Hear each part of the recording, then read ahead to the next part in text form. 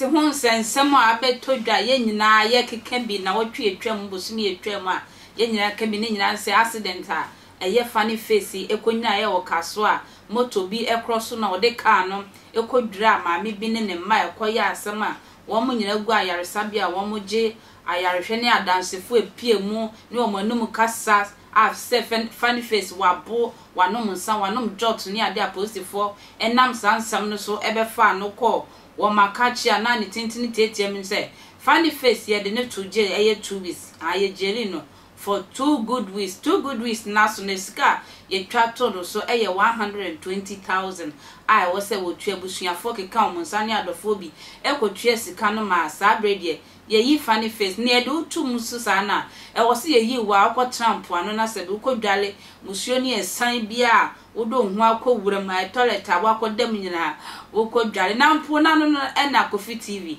eto a eye funny face ene ne didi nkomo na nsema funny face e kanu e ya rehopa funny face patre se ni problems ni nyina ono no hu se wakoso ni problem there utumi ya ade bia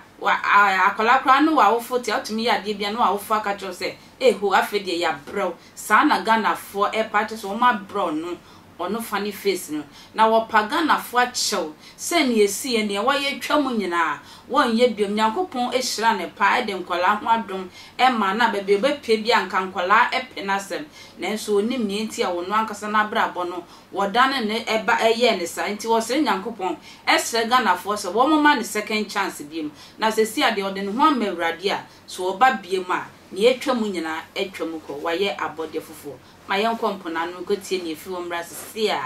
heard about everything that I've been through. I'm a Mekai, my psychiatrist no can share me say for me to go through this and come back and talk about it. I'm a strong